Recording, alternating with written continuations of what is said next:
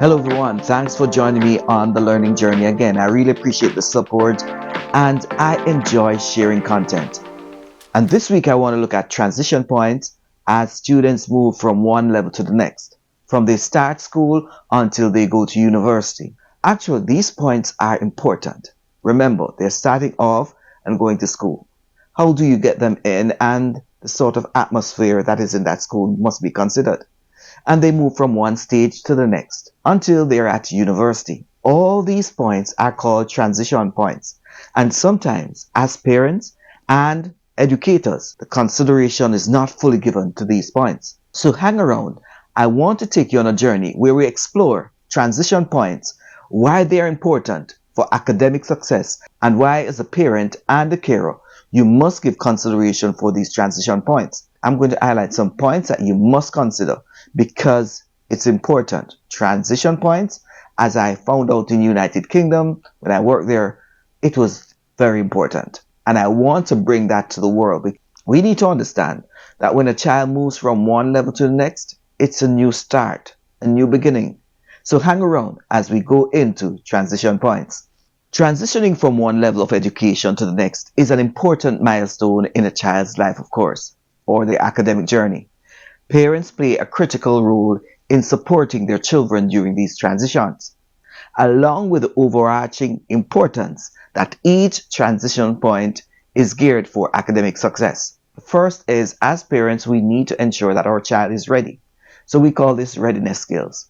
Readiness skills are the child's ability to observe, to manipulate, of course, start learning initial codes and manners within the society. That's so important. So when they go to school, they're able to navigate the first stage. So I want to say that you have to ensure that your child has a readiness to go into the formal education setting. And that can also include ensuring that your child has the basic skills like letter recognition, counting, and social interaction. Not many students entering the first stage of life, in school as it is, know about social interaction. The next step is from kindergarten to elementary school, and this is where the academic part really starts. We must understand the need to challenge our children. So therefore, we want to ensure that we're developing independence in our child. Encourage your child to take the responsibility as it relates to their homework, assignments, and their organizational skills. It is important that at this stage, you start to teach your child about time management skills. Teaching your child to manage their time well and effectively, to balance homework and the extra activities they do, will be of utmost importance at this stage. And of course, as you go, you need to support your child's study skills. You need to allow them to set a time that they will work on their homework and of course manage their time well again, because remember, at this stage the academic requirement as well as time and difficulty in relation to the work will increase. So let's move on to the next one. Then of course it comes on to middle school to high school, or some individuals in other countries might have different names that they call these stages, but this is still important. This is a transition stage that we must recognize and be willing to support as parents. Within this context too, you're going to have some selection of subjects. Assist your child in selecting appropriate courses that will align with their interests, abilities, and future goals. The other day when my daughter started high school, I went in, and as a matter of fact, they told me that that course was filled up. I said, well, it's not a matter of being filled up, it's her career choice. And of course, they opened it up to her. Well, I'm proud to say that she was a top student in that class. What if I had not turned up to play? As parents, you need to turn up to play and be prepared to work and advocate for your child. The system will not do that in totality for you. So you must be an advocate for your child too. But so when we're looking at course selection, we must understand the importance of future goals. Extracurricular activities is important. I would encourage them, and you need to ensure that your child is able to participate in these activities. Of course, this transition point is really establishing their personal growth, leadership skills, as well as allowing them to get a rounded education. It is important that you also discuss the different pathways with your child to explore potential areas of interest. You have to start doing these things. I remember a few months ago, I had a conversation with my daughter. I kept asking her, what do you want to become? And I kept asking her every morning. One day she finally gave me an answer. And from that time, she has been sticking to it. I don't know if she'll continue on that pathway, but that's a starting point. We must allow our children to explore different career choices as they navigate the journey of their learning.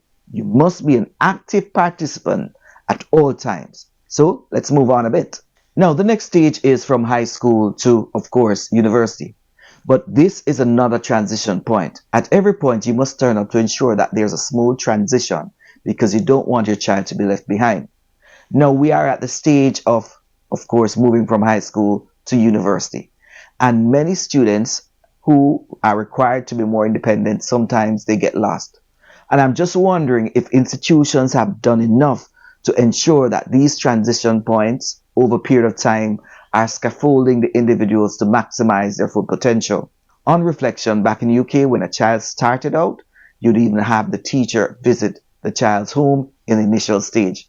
I'm not saying that I have the same expectations as it relates to early childhood as university, but what I'm saying is you have to still turn up for your child to ensure that that child is understanding what is required.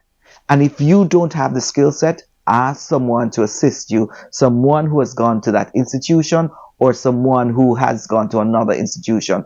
Tap into those skills that you need and ensure that your child gets the required support. Now, back to the point as it relates to transitioning. You must familiarize yourself with the college admission process because if you're making that transition, you have to start early and you have to assist your child in preparing the application and materials and meeting deadlines. This is important because at this point, your child is required to be an adult or to develop adult skills during the little short time here. You have to think about financial planning. You have to discuss financial aspects with your child and the college, such as tuition fees, scholarships, and of course, financial aid. I say to you, this is an important point, especially for certain demographic groups in our society. Of course, the issue of having a student loan is a critical thing. And while the loans and certain things might be available at this point in time, I would resort to saying it as my last resort because there is a lifelong payment plan awaiting your child and you do not want to do that. Hence, if you started thinking about the transition points before, you'd have thought about the financing part of it. So planning for your child's education is important from the initial stage as outlined. And as you're going in, you want to make sure your child is settling well. The first year, you want to make sure the child is meeting the target set. You do not want to let your child get lost in that institution.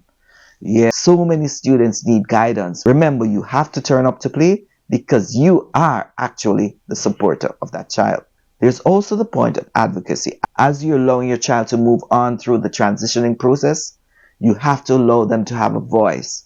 Let them be their own advocate. Empower them, create situations and scenarios that will allow them to engage and advocate for themselves. Remember, we are not on this earth forever, so we have to pass on certain skills to them. Yeah, so let's move on. We're still at the university level at this point in time. Now, as you go forward, they might decide to go to graduate school, and that's another skill set. And I want to say that they have to understand the need for research, and you have to garner them with those around you. I don't expect everyone to be in a position like myself to really articulate some of the points I've made. Ask others who are around you to support you as you guide your child through the transition process. But the key point in transition is support, support, support, and getting the necessary help for your child. And if your child decides not to go to graduate school or continue doing something else, that's okay too. But within that transition point to work, you must ensure that you advocate for them and make those network connections possible.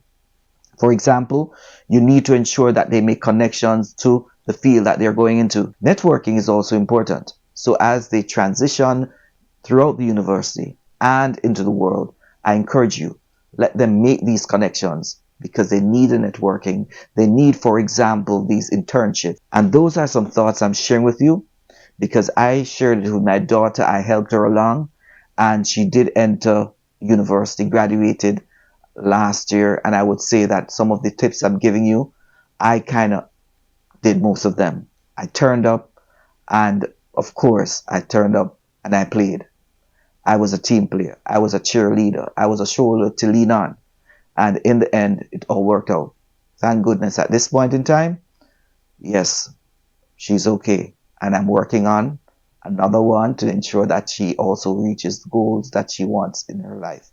But that comes with supporting them through the transition process. Thanks for watching, and please share, subscribe to my channel for more information where I just give critical thoughts on what comes to mind as it relates to education, technology, and of course, teaching and learning.